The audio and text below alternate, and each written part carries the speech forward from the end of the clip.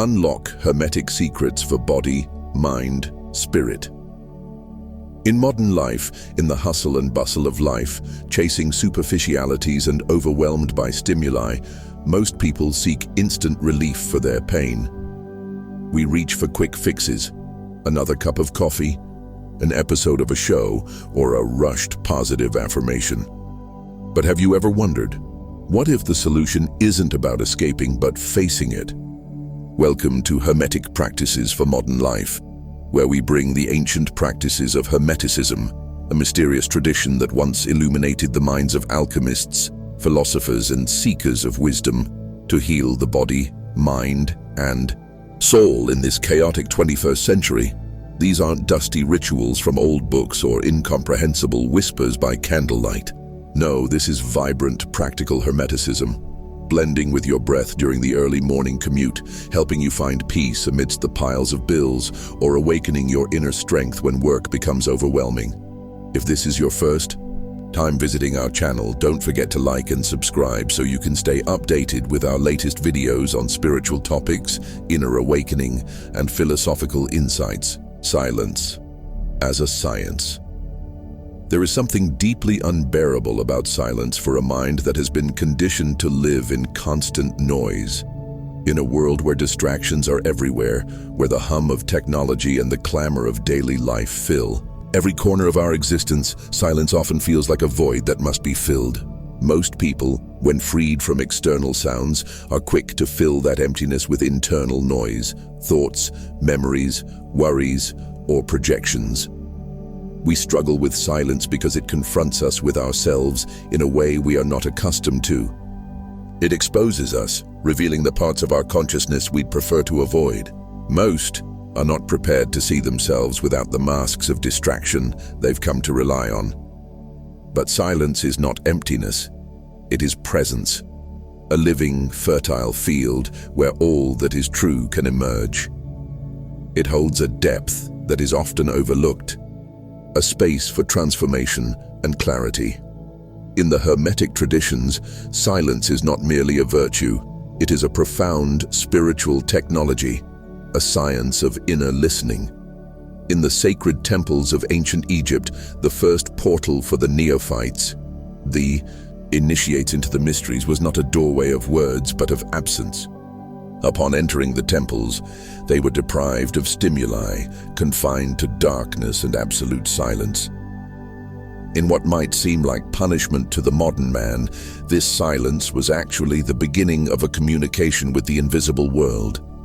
As the Egyptian Book of the Dead teaches, the silence of the heart is where the gods dwell. Hermes Trismegistus, the master of masters in Hermeticism, understood silence as the womb of the Logos, the matrix of the creative word. Before anything can be spoken, it must first be heard. Only in silence can the true art of listening emerge. Modern science, while still cautious in its approach to the invisible and the mystical, has begun to glimpse the depth of this ancient practice.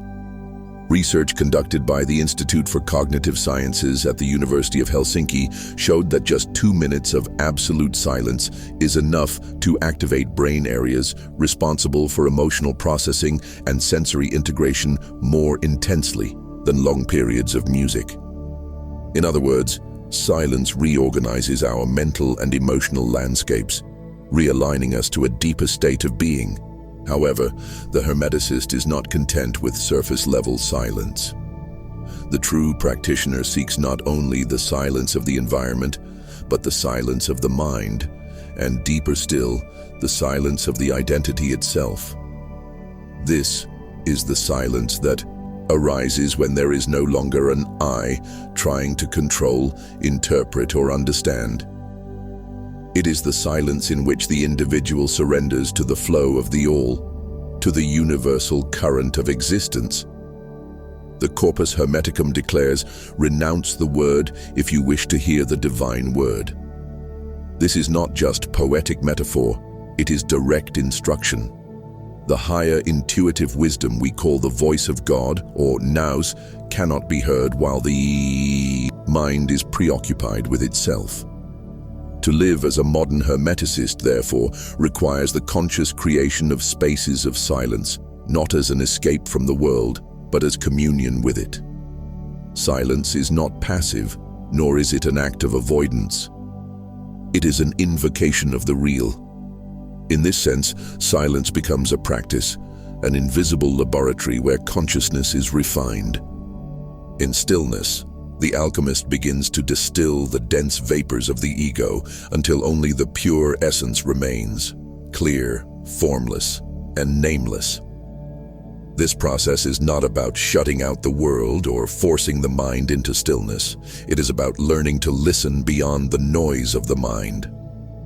As the philosopher and Hermetic thinker Plotinus, direct heir of the Hermetic tradition through the Neoplatonic school, said, "The mind must become blind to see with the light of the soul." Silence, in Hermetic practice, is the beginning of all spiritual work. No force is invoked, no sigil is drawn, and no sacred name is spoken, unless the space, both external and internal, has been first silenced. This is because the word only holds power when it emerges from a pure womb. Without this silence, words are nothing more than empty noise. The modern Hermeticist, even amidst the routines of city life, cultivates this silence as a priest tends to the altar. They rise before the crowd, not to be productive, but to listen. They walk in silence, eat in silence, and contemplate in silence, not as a habit, but as a sacred rite. They understand that silence is the only mirror in which truth can reflect without distortion. And little by little, silence stops being a mere moment of the day and becomes a state of being. The body may move, the voice may speak, and tasks may be completed, but within it all there remains a still center, undisturbed by the whirlwind of the world. This stillness is the first step. Without it, all spiritual seeking is just noise in disguise. But with it, even the simplest acts, drinking a glass of water, gazing at the sky, washing the dishes, can become sacred. Silence is not the opposite of the word. It is its cradle, its birthplace. It is in silence that the Hermeticist begins to remember who they are, not as the mind, not as the body, not as the roles they play in the world, but as the essence of being itself. This is the true work of silence, to remove the layers of illusion that cloud our perception and allow us to perceive the world and ourselves with clarity. In this state of true listening, we are not separate from the world, we are one with it, flowing in harmony with the eternal rhythms of the universe. Silence, then, is not a mere absence of sound. It is a presence that allows us to hear the deeper truths of existence, to attune ourselves to the subtle energies of the cosmos. It is the key to unlocking the wisdom that lies beyond the intellect, beyond the chatter of the ego. In this space, we can connect with the divine, with our higher selves, and with the mysteries of the universe in ways that words alone cannot express. As we move through our noisy, fast-paced modern world, the practice of silence offers us a sanctuary, a place of refuge where we can reconnect with our truest essence. In silence, we are reminded that we are more than the noise, more than the distractions. We are a spark of the divine, a part of the eternal flow of life. And it is in this silence that we begin to remember who we really are: the body as temple, the body as laboratory. Long before the body was viewed as a machine, it was seen as a temple. And long before it was considered a temple, it was understood as a mirror of the cosmos, a mirror of the soul, a mirror of the divine laws. In this ancient view, the body is not merely a biological structure, but a living reflection of the greater order of the universe. The Hermeticist walks along this time-honored path, where the body is neither an object nor an obstacle but a portal, a living laboratory in which the great work unfolds. The Hermetic tradition never turned away from the body, as many spiritual systems have, seeing it as impure or unworthy. Instead, the teachings of Hermes Trismegistus affirm that the body is the visible manifestation of the invisible, a divine reflection of the eternal laws. As stated in the Emerald Tablet, that which is above is like that which is below, and that which is below is like that which is above. To accomplish the miracles of the one, the body is the sacred below. In it, the archetypes of the soul are reflected. The heart is the inner sun, the liver the warrior Mars, the kidneys the balance of Libra.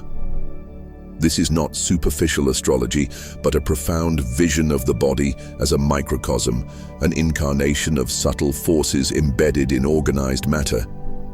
However, how does one live this vision in a world that treats the body as a tool for productivity or, at best, as an object of display?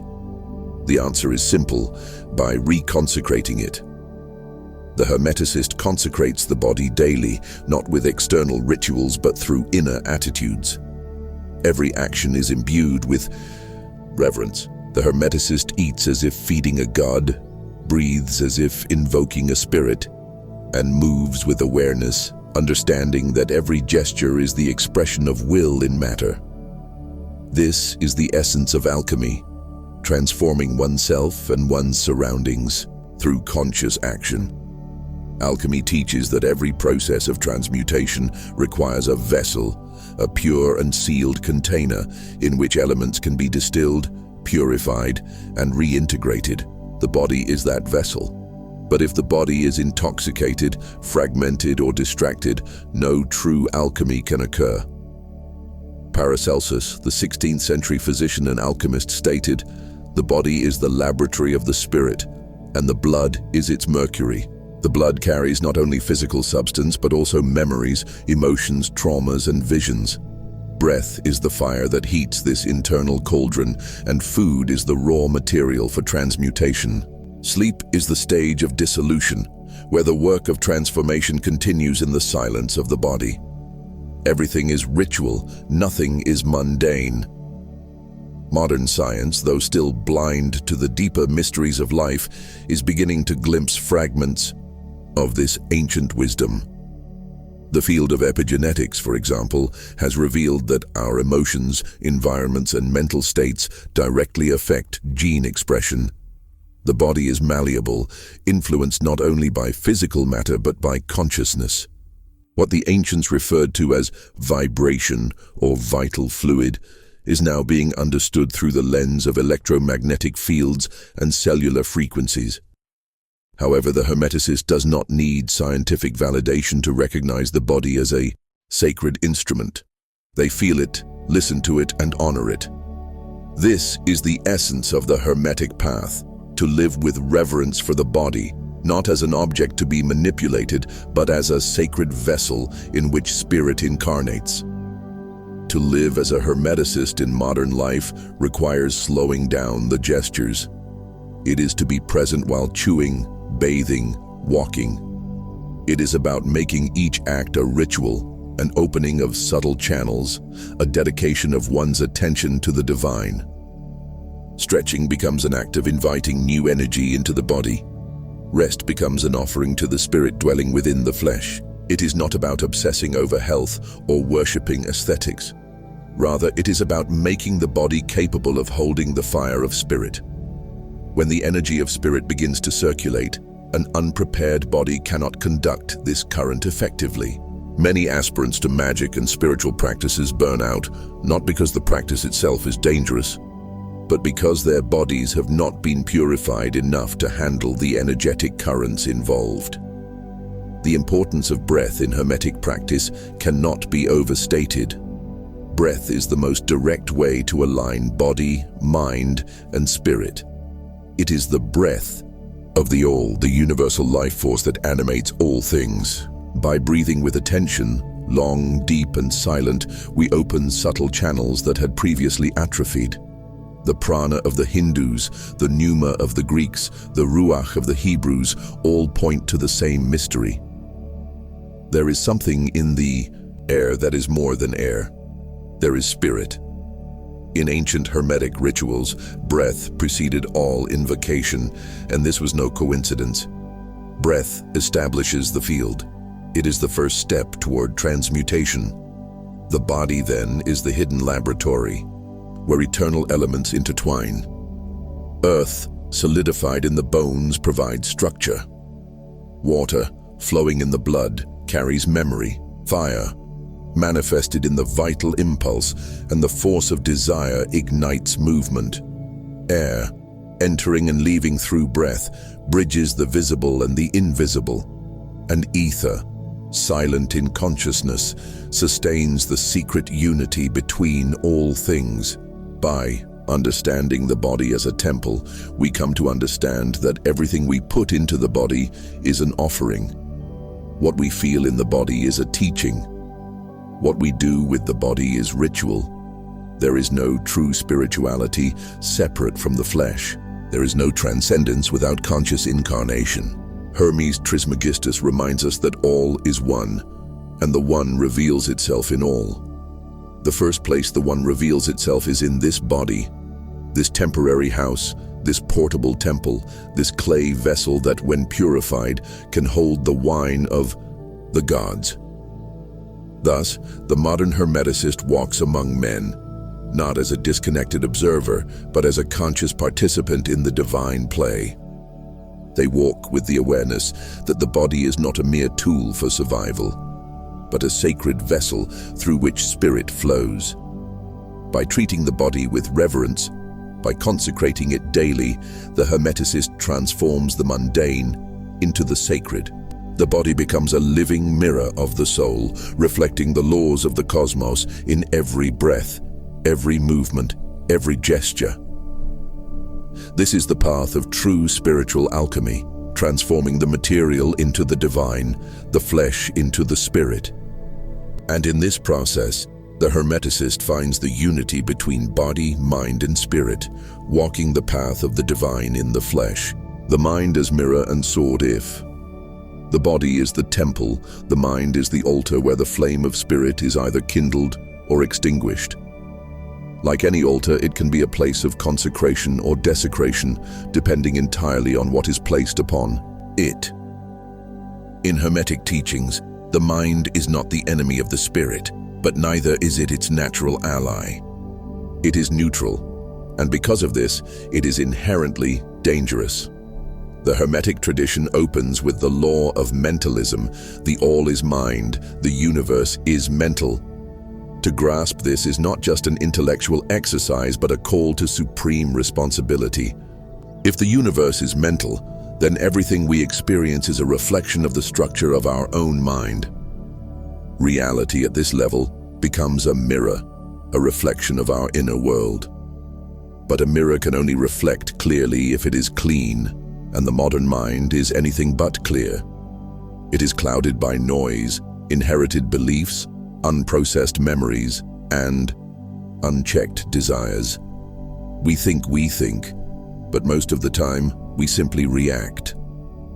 The modern mind is like a house where guests have settled uninvited, and the owner has forgotten he is the owner. To live as a Hermeticist is, above all, to reclaim sovereignty over this inner space. It is to look at one's own mind with the attention of an initiatic gardener, one who does not judge the weed, but does not allow it to grow unchecked. The Hermeticist observes, and through observation, transforms. Silence, as previously discussed, prepares the soil of the mind, but it is discernment that cultivates the right seeds. Here, the mind reveals itself not only as a mirror, but also as a sword. The sword cuts. The sword separates.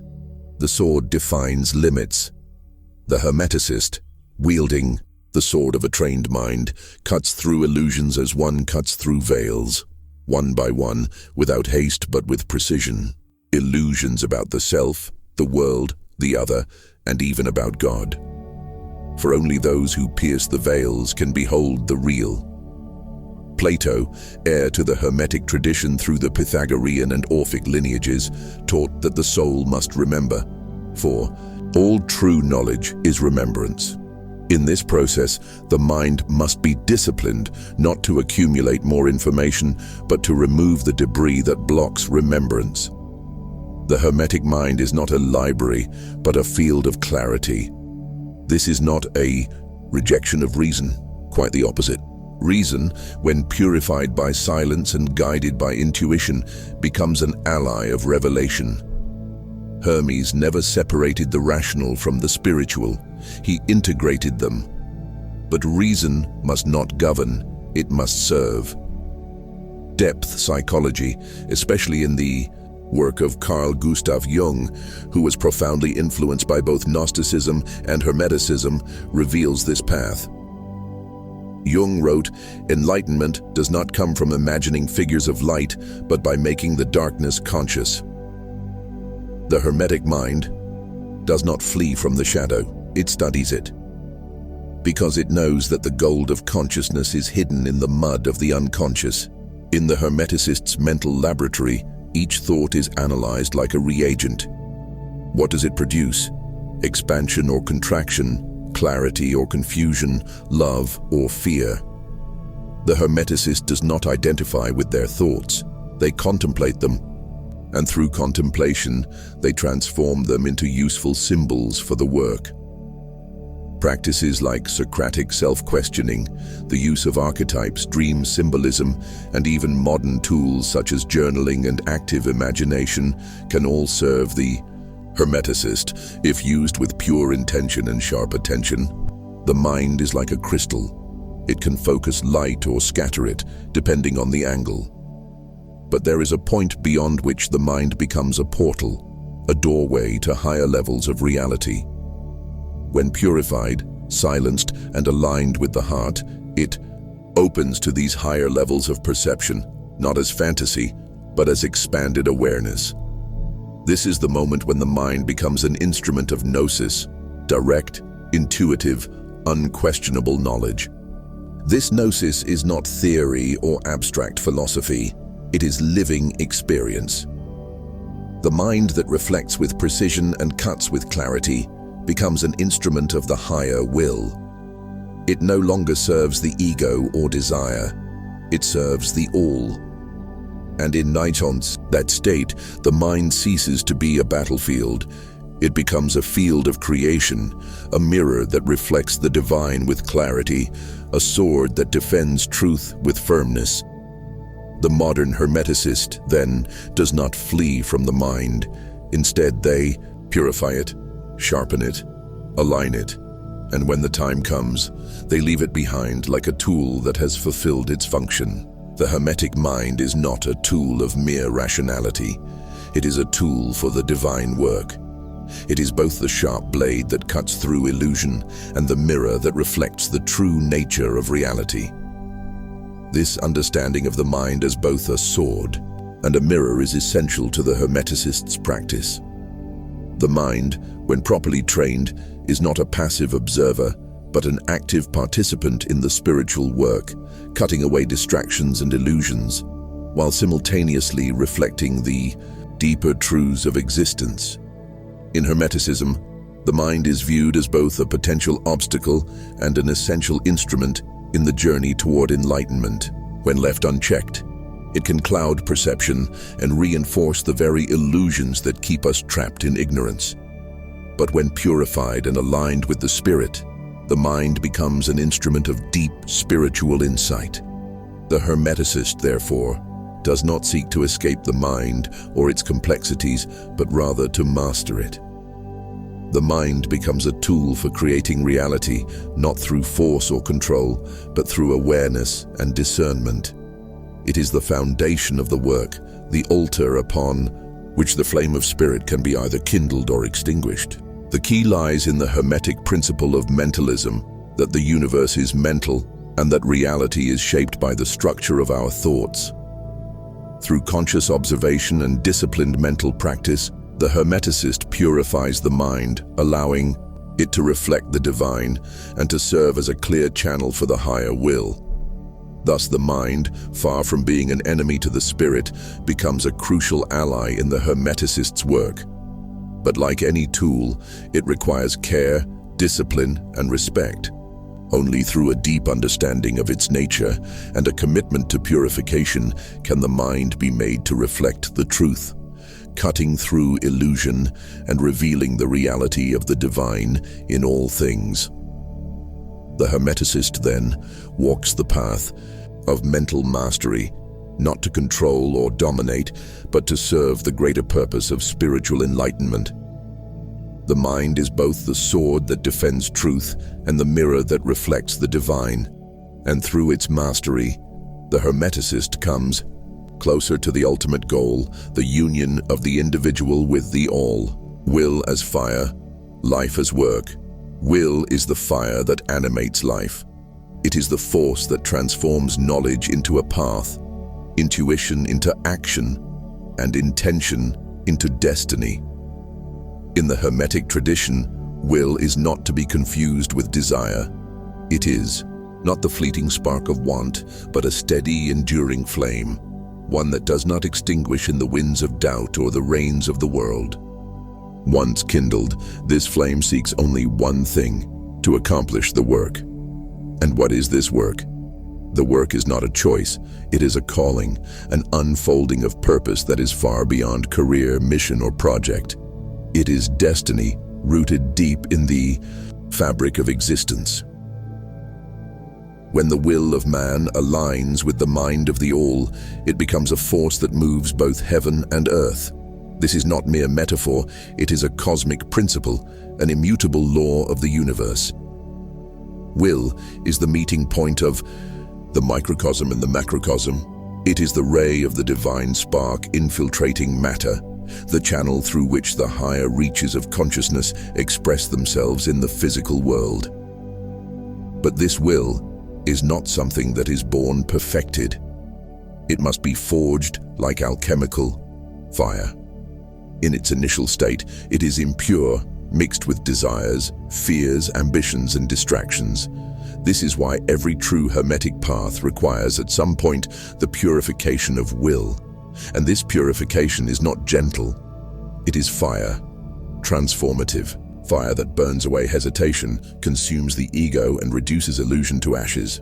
The Corpus Hermeticum says, "You shall not attain the Most High while your will is divided." The Hermeticist understands this fundamental truth. They know that every choice, no matter how small, is a renunciation of something else. In modern life, where distractions compete for attention, like insatiable beasts, aligning the will becomes an act of superior magic.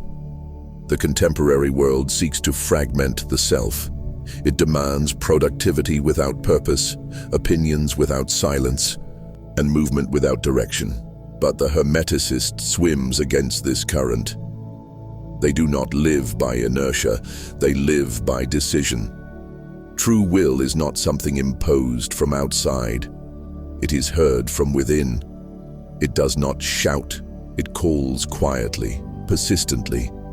It is in silence that this calling is revealed, often coming as a sense of unease, a feeling of misalignment, or a persistent intuition that something is not quite right. Once this inner call is embraced, there are no guarantees. There is only an inner certainty that the path being followed is the true one. It is not the easiest path nor the fastest, but it is the only one that leads to real fulfillment. Aleister Crowley, often misunderstood yet profoundly Hermetic in his approach, wrote, "Do what thou wilt shall be the whole of the law." The will he invokes is not whim or impulsiveness. It is true will, the will that springs from the very core of the soul and does not bend to fear or trends. To find that will is to find oneself, to discover the essence before any label, before any story. It is to touch the very impulse that created you and still pulses within you, calling you to be. But how does this will manifest in daily life? For the Hermeticist, life is not just a collection of random experiences. It is a construction, a continuous act of transmutation. Everything, absolutely everything, is raw material. Encounters, pain, failure, ecstasy, all of it serves the greater work. Each day, the Hermeticist shapes their reality like an alchemist working in the secret laboratory of their own life. It is not from a place of obsessive control, but from a deep reverence for creation. The Hermeticist's work may be silent and invisible to the outside world. It may never attract applause or recognition, but it is always felt.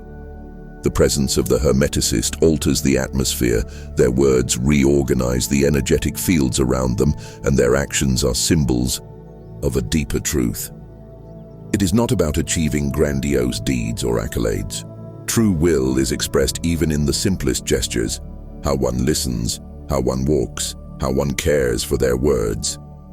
There are no small acts for those who live ritualistically.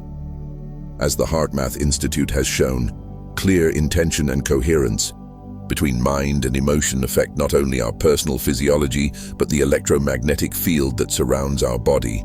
The field of will exists, and it organizes reality much in the same way a magnet organizes iron filings. In practical terms, this means that conscious will not only moves the individual, but also reorganizes the world around them. This is possible only when there is alignment, when thought, feeling, word, and action all move in the same direction. This alignment, however, is rare, and that is precisely why it is so powerful. When will is purified, it becomes an offering. It no longer seeks to conquer, it seeks only to serve. It no longer desires domination, but aims to express the all. Life then becomes work, not metaphorically, but in the truest Hermetic sense. The great work, the magnum opus. This is the work of transformation, the transmutation of dense being into light, of lead into gold, of spark into sun. The modern Hermeticist is not someone who knows many secrets. Rather, they are someone who has consecrated their entire life to a single purpose: to live the truth. Will becomes the vehicle for this purpose, the fire that fuels the journey. It is their flaming sword. The Hermeticist walks the world with simplicity, but in each step there is power. They do not flee from matter. They redeem it. They do not deny the world. They consecrate it. For the Hermeticist knows that spirit only reveals itself fully when it is incarnated in totality. In the end, the true Hermeticist does not seek to escape life. They seek to transfigure it. They know that, through the purification of will, they become a vessel for the divine, a living channel through which spirit flows into the world. The great work is not some far-off ideal. It is the process of living, transforming, and embodying the divine essence in every moment. Thus, the modern Hermeticist's path is not about transcending the material world, but about engaging with it consciously, purposefully, and with clear intent. Their will is the guiding flame that lights the way forward, and by purifying that will, they align themselves with the divine flow of the universe. Through the work, they transmute their own being and, in turn, the world around them. The fire of will, once ignited and purified, becomes a force of creation, shaping reality itself. The Hermeticist's journey is not one of escape, but of total immersion in the world, transforming it from within and without.